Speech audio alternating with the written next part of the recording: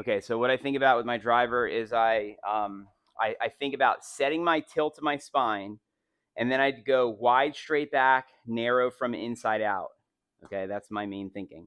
So I get tilted this way, and then I go wide straight back, narrow from inside out. Now, keep in mind, for me, the toe up and the supinate nowadays is pretty like normal. Like if I put on the clicker, just so you can hear it, let me show you real quick here.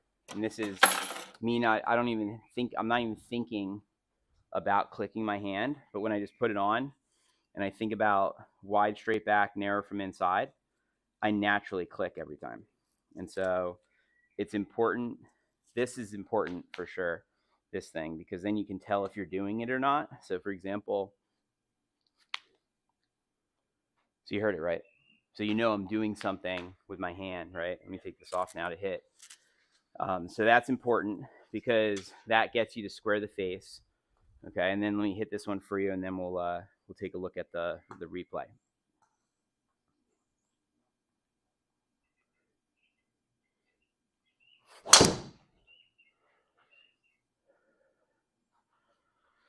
Pretty good, pretty good. Thank you, thank you. So this one, let's see, 109, not bad. Could have gone a little bit more inside out, I'd say, but I'm not too unhappy with this one. All right, so I hit a drive yesterday at Arroyo 305 or 306 or something, so I can get it out there about 300 if I'm warmed up. All right, let's see what you're doing here. So here we are at the setup. Okay, so first of all, at the setup, I'm clearly in more of a tilt.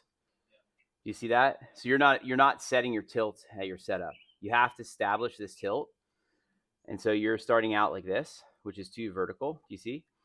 Okay. Also note my V's my grip. I got my left hand over here, my right hand over there. Your left hand is here. Your right hand is better. Your left hand's weak on the club right now. The V to the right shoulder. Remember V to the crease.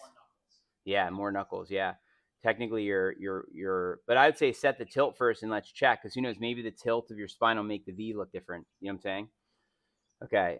Then ball position's fine. Stance width seems to be okay, doesn't it?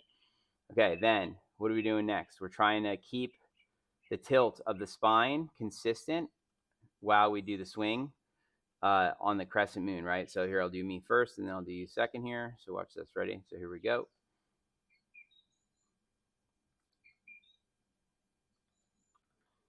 So I go wide, straight back. Literally going as wide as I can possibly go, right? That's why I'm in the backswing. Okay, now let's go over to you. Let's put the same lines on the screen. Check where you're at with everything.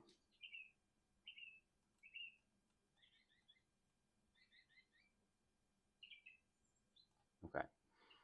And then let's go over here.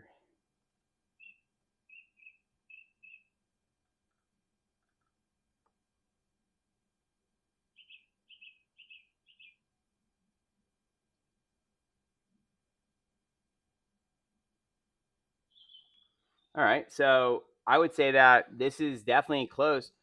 You can see that you have a slight sway off the ball. Do you see it?